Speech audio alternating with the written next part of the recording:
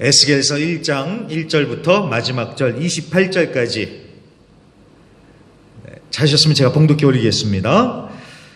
에스겔서 1장입니다. 30째 해 넷째 달 초닷새에 내가 그발강가에 사로잡힌 자 중에 있을 때에 하늘이 열리며 하나님의 모습이 내게 보이니 여호야긴 왕이 사로잡힌 지 5년 그 달 초닷새라. 갈대아 땅 그발강가에서 여호와의 말씀이 부시의 아들 제사장 나 에스겔에게 특별히 임하고 여호와의 권능이 내 위에 있으니라. 내가 보니 북쪽에서부터 폭풍과 큰 구름이 오는데 그 속에서 불이 번쩍번쩍하여 빛이 그 사방에 비치며 그 불 가운데 단 쇠 같은 것이 나타나 보이고 그 속에서 네 생물의 형상이 나타나는데 그들의 모양이 이러하니 그들에게 사람의 형상이 있더라. 그들에게 각각 네 얼굴과 네 날개가 있고 그들의 다리는 곧은 다리요 그들의 발바닥은 송아지 발바닥 같고 광낸 구리같이 빛나며 그 사방 날개 밑에는 각각 사람의 손이 있더라. 그 네 생물의 얼굴과 날개가 이러하니 날개는 다 서로 연하였으며 갈 때에는 돌이키지 아니하고 일제히 앞으로 곧게 행하며 그 얼굴들의 모양은 넷의 앞은 사람의 얼굴이요 넷의 오른쪽은 사자의 얼굴이요 넷의 왼쪽은 소의 얼굴이요 넷의 뒤는 독수리의 얼굴이니 그 얼굴은 그러하며 그 날개는 들어 펴서 각기 둘씩 서로 연하였고 또 둘은 몸을 가렸으며 영이 어떤 쪽으로 가면 그 생물들도 그대로 가되 돌이키지 아니하고 일제히 앞으로 곧게 행하며 또 생물들의 모양은 타는 숯불과 횃불 모양 같은데 그 불이 그 생물 사이에서 오르락내리락하며 그 불은 광채가 있고 그 가운데에서는 번개가 나며 그 생물들은 번개 모양같이 왕래하더라. 내가 그 생물들을 보니 그 생물들 곁에 있는 땅 위에는 바퀴가 있는데 그 네 얼굴을 따라 하나씩 있고 그 바퀴의 모양과 그 구조는 황옥같이 보이는데 그 넷은 똑같은 모양을 가지고 있으며 그들의 모양과 구조는 바퀴 안에 바퀴가 있는 것 같으며 그들이 갈 때에는 사방으로 향한 대로 돌이키지 아니하고 가며 그 둘레는 높고 무서우며 그 네 둘레로 돌아가면서 눈이 가득하며 그 생물들이 갈 때에 바퀴들도 그 곁에서 가고 그 생물들이 땅에서 들릴 때에 바퀴도 들려서 영이 어떤 쪽으로 가면 생물들도 영이 가려 하는 곳으로 가고 바퀴들도 그 곁에서 들리니 이는 생물의 영이 그 바퀴들 가운데에 있음이니라.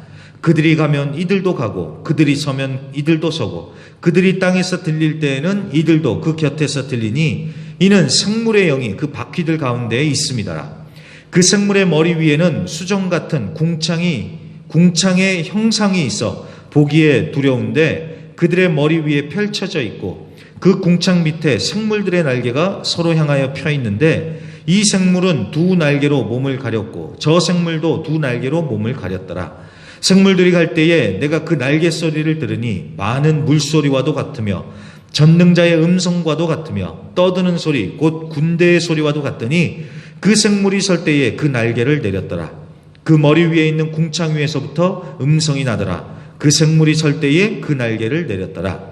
그 머리 위에 있는 궁창 위에 보좌의 형상이 있는데 그 모양이 남보석 같고 그 보좌의 형상 위에 한 형상이 있어 사람의 모양 같더라. 내가 보니 그 허리 위의 모양은 단 쇠 같아서 그 속과 주위가 불 같고 내가 보니 그 허리 아래의 모양도 불 같아서 사방으로 광채가 나며 그 사방 광채의 모양은 비 오는 날 구름에 있는 무지개 같으니 이는 여호와의 영광의 형상의 모양이라. 내가 보고 엎드려 말씀하시는 이의 음성을 들으니라. 아멘, 아멘. 자, 오늘부터 수요 예배 때는 에스겔서를 한 장씩 보도록 하겠습니다. 에스겔서가 전부 48장인데요. 한 장씩 본다면 아마 올 연말쯤에 가면 끝이 날 것 같습니다. 네, 힘을 내서 우리 같이 지치지 않고 완독하시길 바랍니다. 자, 오늘은 에스겔서 첫 번째 시간으로 하늘이 열리며 라는 제목으로 오늘 말씀을 증거하겠습니다. 자, 첫 시간이니까 우리가 좀 서론적인 얘기를 해봐야겠죠. 이 에스겔서의 좀 배경적인 얘기를 먼저 잠깐 하고 오늘 말씀으로 들어가겠습니다. 혹시라도 주보를 가지고 계신다면 그 3페이지에 나오는 내용을 보시면 많이 참고가 되실 겁니다. 자, 이 에스겔서는 이 책을 쓴 에스겔 선지자의 이름에서 왔습니다. 그래서 에스겔 써서 에스겔서인데, 이 에스겔서는 제사장입니다. 제사장. 선지자이기도 하지만 제사장입니다. 그런데 역사의 격동기에 살았다고 할 수 있을 정도로 참 그런 소용돌이가 몰아치는 그런 때를 살았습니다. 이 에스겔이 살았던 이 당시에는 바벨론이라는 나라가 이 패권을 잡았습니다. 그래서 바벨론이 일어나서 유다를 공격을 해왔는데, 이때 예루살렘까지 점령을 당합니다. 그리고 바벨론은 이제 유다의 왕족들, 귀족들을 포로로 잡아갑니다. 그때 잡혀가는 사람 중에 우리가 잘 아는 다니엘이 있었습니다. 다니엘. 이때가 기원전 605년으로 1차 포로들이라고 그렇게 흔히 부릅니다. 자, 그게 1차고요. 이어서 2차로 기원전 598년에 2차로 또다시 바벨론이 포로로 예루살렘 사람들을 잡아가는데, 그 2차 때 바로 이 에스겔 선지자도 그때 끌려갑니다. 2차 때요. 그리고 마지막으로 기원전 586년에 유다가 완전히 망하면서 이제 또다시 3차로 포로들이 다 바벨론으로 끌려갑니다. 자, 1차, 2차, 3차 이렇게 포로들이 잡혀가고 나라가 망했는데, 에스겔 선지자는 2차 때 바벨론으로 끌려가서 포로 생활을 하기 시작을 했고, 또 그렇게 끌려간 지 약 12년 정도 만에 자기 나라가 망했다는 소식을 이제 듣게 된 거예요. 그런데 여러분, 이게 얼마나 참 딱합니까? 에스겔 선지자만이 아니라 그 당시에 잡혀갔던 사람들이 다들 그 생각했을 거예요. 이역만리 포로로 끌려가서 이제나 저제나 고향 땅으로 돌아갈 그 생각만 하고 있었을 텐데, 나라가 망했다고 하니까 얼마나 상심이 컸겠습니까? 자, 그런데 그런 상황에서 하나님은 에스겔을 통해서 이스라엘 백성들에게 이 에스겔서 이 말씀을 주신 것입니다. 자, 그러면 에스겔서는 어떤 내용일까요? 이 4번 에스겔의 구조, 그 그림을 보시면 많이 도움이 되실 텐데요. 1장부터 32장까지 이 전반부는 이 불순종, 이스라엘 백성들의 불순종, 우상 숭배를 지적을 하면서 심판 이야기를 하세요. 왜 그런 얘기를 할까요? 회개하라고, 믿음을 촉구하기 위해서요. 하지만 이제 33장부터 마지막 48장까지는 이 후반부는 회복, 소망, 영광의 메시지, 그런 위로의 메시지가 나오고 있습니다. 이게 왜 그럴까냐, 왜 이렇게 갑자기 변했을까? 이 학자들은 그런 얘기를 합니다. 에스겔 선지자가 2차 때 포로로 끌려가서 말씀을 전하다가 이제 나중에 소리를 듣는 거죠. 예루살렘이 멸망했다. 이 예루살렘 멸망 소식을 들은 것을 기점으로 해서 이 메시지가 그렇게 이제 또 바뀐 것 같습니다. 자, 아무튼 어려운 얘기였는데요. 2차 포로 때 에스겔이 바벨론으로 끌려가고 거기서 하나님의 말씀을 받아서 전하던 중에 예루살렘 멸망 소식을 듣고 그 이후에도 계속해서 에스겔 선지자가 말씀을 전하면서 사역했구나. 딱 요렇게 일단 정리를 하시면 이제 에스겔서의 배경은 어느 정도 되는 겁니다. 자, 여기 어려운 얘기는 여기까지만 하고요. 이제 오늘 말씀으로 이제 들어가 보겠습니다. 1절에 보시면 30째 해 넷째 달 초닷새라고 이렇게 날짜가 나오고 있습니다. 여기서 30째 해라는 것은요, 에스겔 선지자의 나이를 얘기하는 겁니다. 그러니까 에스겔 선지자가 30세 됐을 때 이런 뜻입니다. 그러니까 자기가 30살이 됐을 때 이렇게 얘기를 하는 겁니다. 그러니까 에스겔이 30세가 됐을 때 이 포로로 잡혀가서 그발강이라는 곳에 서 있었다고 하죠. 그발강이요. 그발강. 이 그발강은 예루살렘에서 1000km 정도 떨어진 곳에 있는 곳입니다. 1000km 정도요. 우리야 1000km면은 아무것도 아니죠. 예, 어떤 분은 1000km가 넘는 곳을 막 자동차로 하루 만에 주파하시는 분도 계시던데, 예, 우리한테는 1000km가 그다지 멀어 보이지 않게 느껴지는데, 이 당시 사람들에게는 1000km면 어마어마한 거리였습니다. 자, 그렇게 머나먼 곳까지 포로로 끌려간 그런 처량한 신세가 됐으니까 이 강가에 가서 울며 기도라도 했던 것일까요? 에스겔이 그발 강가에 있었는데 하늘이 열리는 환상을 보게 됐다는 거예요. 하늘이 열리는 환상이요. 자, 이때가 여호야긴 왕이 사로잡힌 지 5년이라고 하니까 아직 예루살렘이 멸망하지는 않았고, 또 에스겔 선지자도 포로로 잡혀온 지 한 5년 정도 됐다는 겁니다. 그 여호야긴 왕이랑 같이 잡혀왔거든요. 자, 5년, 포로로 잡혀온 지 5년 정도 됐대요. 포로로 잡혀온 지. 자, 5년, 짧으면 짧다고 할 수 있고 길면 길다고 할 수 있겠지만 사실 이 에스겔 선지자에게는 이 5년은 정말 긴 시간이었을 것입니다.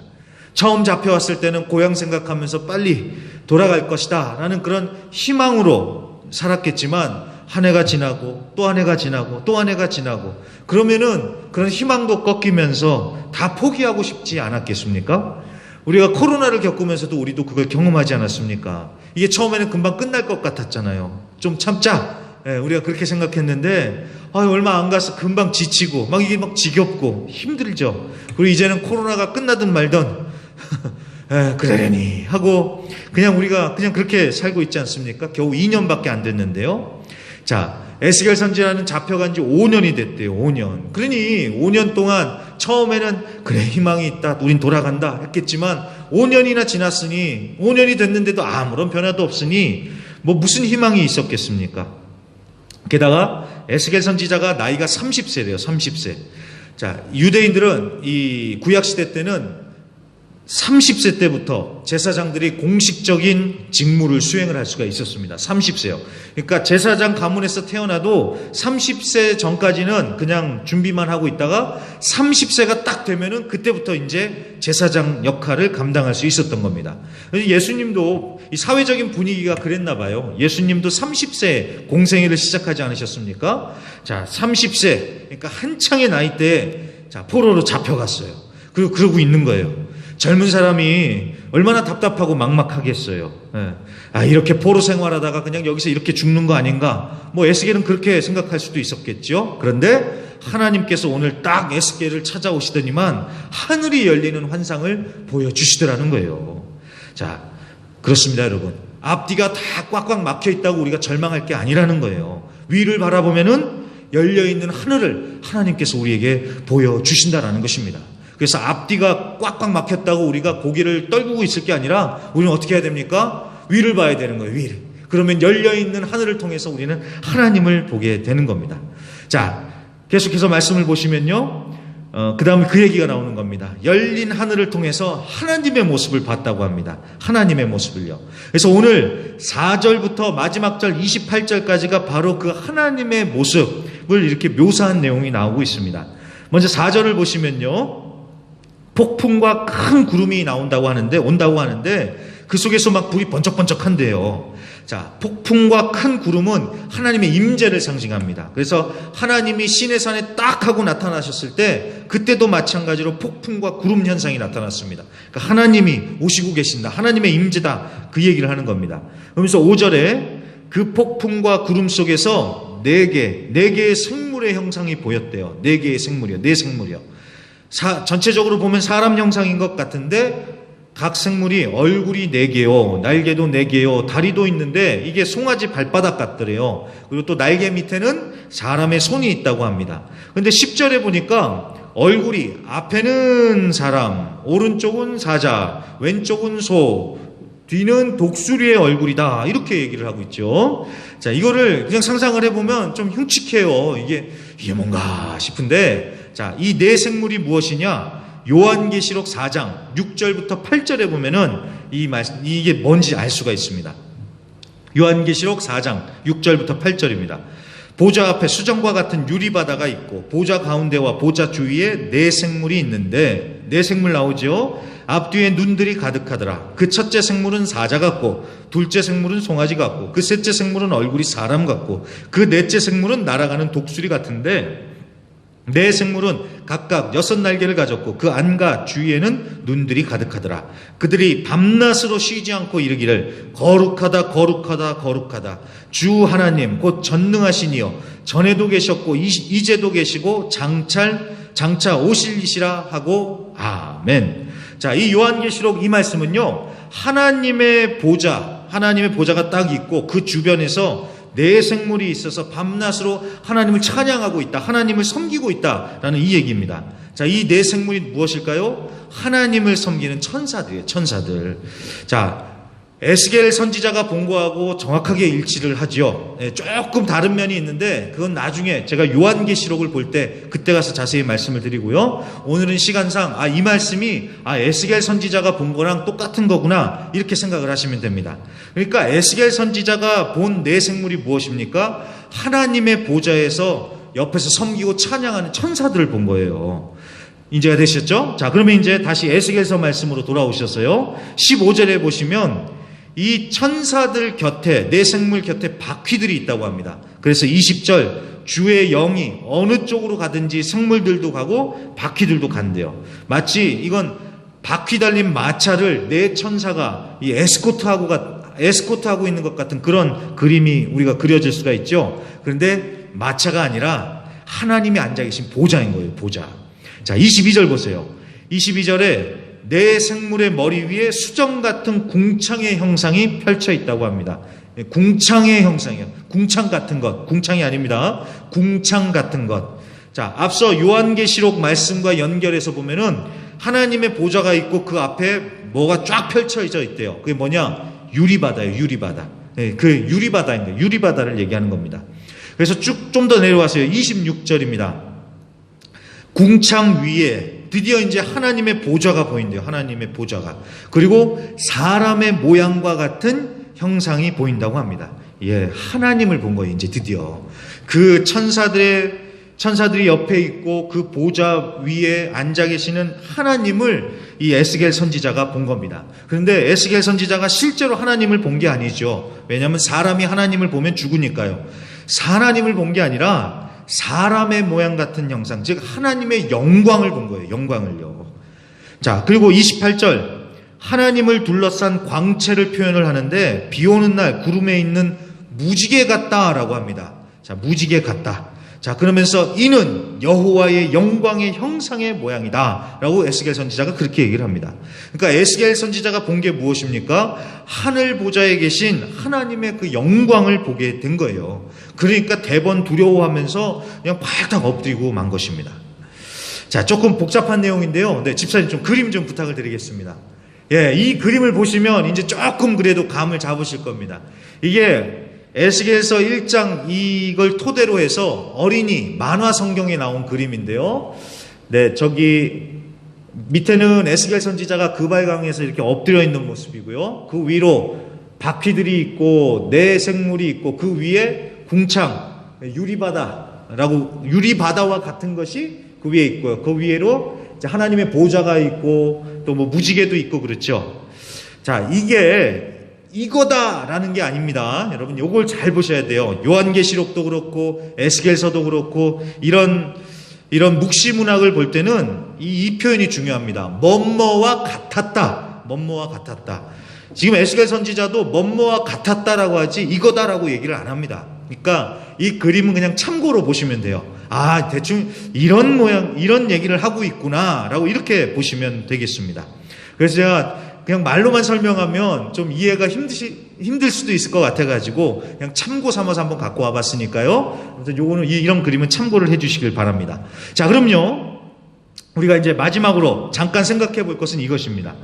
자, 하나님의 영광, 보좌, 모셔선 천사들, 아무튼 하나님의 영광을 지금 이렇게 설명을 하고 있는데 무려 이 에스겔서 1장 한 장 전체를 다 사용을 해서 하나님의 영광의 모습을 이렇게 자세히 묘사를 하고 있다는 거예요. 자, 우리 같았으면 그냥 에스겔이 그발강가에서 환상을 봤는데 하늘이 열리고 하나님의 영광을 봤다. 이렇게 한 줄로 쓰면 얼마나 간단하고 우리도 통독할 때 얼마나 쉽습니까? 그런데 그러지 않고 하나님의 보좌의 주변 모습부터 시작해서 하나님의 영광스러운 모습을 하나하나 자세하게 묘사를 하고 있다는 것입니다. 자, 왜 그럴까요? 왜 그럴까요? 자, 하나님이 얼마나 크고 위대한 분이신지를 지금 보여주는 거예요. 자, 이스라엘 백성들이 포로로 끌려갔잖아요. 그러면은 그 당시 사람들은 그런 생각을 했단 말입니다. 이 전쟁이 신들의 전쟁이라고 생각을 해서 여호와 하나님 대 바벨론 신이 싸웠는데 바벨론 신이 이겨서 이스라엘이 지고 포로로 끌려갔다. 당시 사람들은 그렇게 생각을 했단 말이에요. 그런데 그게 아니라 하나님이 약해서 하나님이 그 바벨론 신한테 져서 하나님이 사망하셔서 너희가 포로로 끌려온 게 아니다 라는 것을 지금 이 모습을 통해서 보여주는 겁니다. 이 영광스러운 하나님은 지금도 하늘 보좌에 계셔서 모든 역사를 주관하고 계시고 만물을 다스리시고 그런 영광스러운 분이시다라는 것을 이 장면을 통해서 지금 보여주고 있는 것입니다. 자, 우리가 그런 말 쓰지 않습니까? 나 아직 안 죽었다. 예. 자, 포로로 끌려온 이스라엘 백성들이 하나님을 잊어버리고 다 끝났다, 그렇게 낙심하고 있을 때 하나님이 이 환상을 보여주시면서 야, 나 안 죽었다, 지금 이런 식으로 말씀을 하시면서 보여주시는 거예요. 그러면서 그 영광스러운 하나님이 포로로 잡혀간 너희들과 그곳에서도 함께하고 있다, 이거 보여주시고 계시는 것입니다. 여러분, 하나님이 함께 하신다라는 것보다 더 큰 위로가 어디 있겠습니까? 하나님이 함께 하십니다. 하나님이 함께 하십니다. 자, 그래서 하나님이 오늘 하늘을 여시고 보여주시는 거예요. 영광스러운 하나님, 문제보다 크신 하나님, 상황보다 크신 하나님, 세상 나라보다 크신 하나님, 그 하나님을 보라는 거예요. 그 하나님을 보라고요. 자, 그래서 여러분, 사방이 막혀 있습니까? 우리는 고개를 떨굴 게 아니라 눈을 들어서 어디를 봐야 됩니까? 우리 위를 봐야 되는 거예요. 앞이 캄캄하고 뒤도 캄캄하고 어디로 갈지 모른다? 그럼 우리는 위를 보는 거예요. 위를 보면은 하나님이 하늘의 문을 여시고 영광스러운 하나님의 모습이 보여지시면서 하나님께서 나와 함께하고 있다는 것을 우리는 보게 될 것입니다. 그럴 때 어떤 역경도 돌파할 힘을 하나님께서 우리에게 주실 것입니다. 그래서 우리가 그 찬양을 담대하게 부를 수 있는 거예요. 세상 소망 다 사라져도 주의 사랑은 끝이 없으니, 세상 소망 다 사라져도 우리는 버티고 살아가는 거예요. 왜? 하나님이 우리와 함께 하시니까요. 우리는 이 땅이 아닌 위를 보고 사는 사람들입니다. 하늘 보좌에 하나님을 보면서 살아가는 사람들입니다. 그 시선 절대로 흔들리지 마시고요. 고개 떨구실 것이 아니라 위를 보시면서 열려진 하늘을 통해서 하나님을 보시면서 담대하게 믿음을 지키시면서 나아가시는 우리 모든 성도님들이 되시기를 주의 이름으로 간절히 부탁드립니다.